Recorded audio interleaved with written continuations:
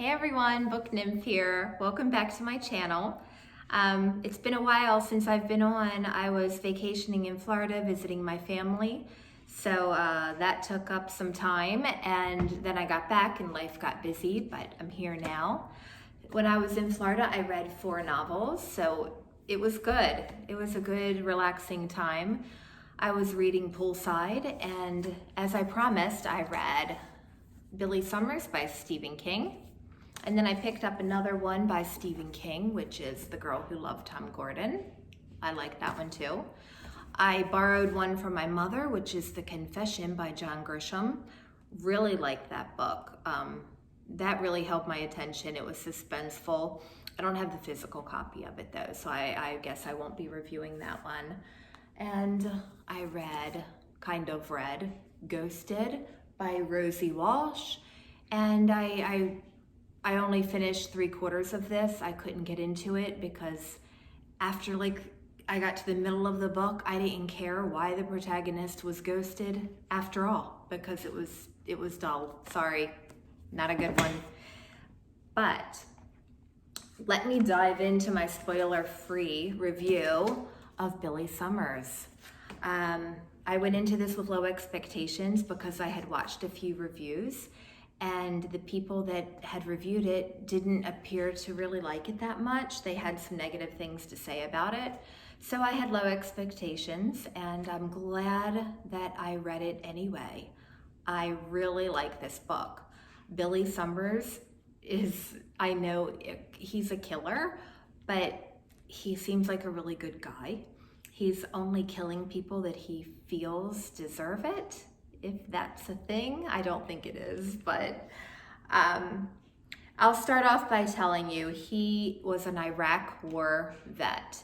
He was a skilled sniper. He saw his share of violence. He was also raised in a not so great childhood home.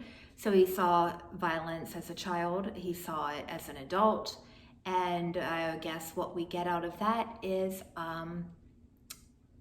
killer for hire. He's an assassin. People hire him. He's well sought after. He's good at his job. And he's also good at not getting caught. So very much in a Stephen King-like way, he's also an aspiring writer.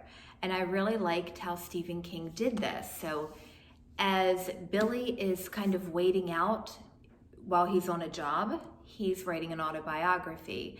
And so we're learning about his life in the war, and we're learning about his childhood life as well during this story.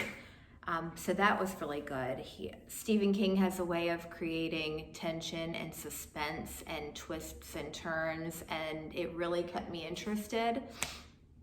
So going into the story, I was prepared for a lot of violence because, of course, he's a hired assassin. But I didn't get that. I was also expecting supernatural, and that wasn't in here either. This is more of a suspenseful, dramatic novel. Exactly my cup of tea. I loved that. I liked it that he mentioned the Overlook Hotel a few times as well. When authors do that, they bring in one story into another. I think that's kind of a cool thing. So the ending was unexpected, which is always welcome. So that was good too. A few reviews that I watched were a little bit put off by the mention of Donald Trump in the story. They thought it was overdone. I, however, did not. I thought it was appropriate in the description that he was creating. He was giving us a mental picture of a couple of people in the book, and it works. He created that mental photo in your head, and no matter what side you're on or your beliefs, it still gave you the picture that he was trying to create, which is a job well done. And also, someone that I have watched mentioned fat shaming, and I completely disagree with that as well. Once again, in describing someone, he was describing an overweight person, and you get that vision with his illustrative wording, and he once again creates that mental picture in your head.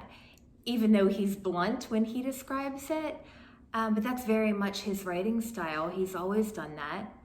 And it was well done there as well.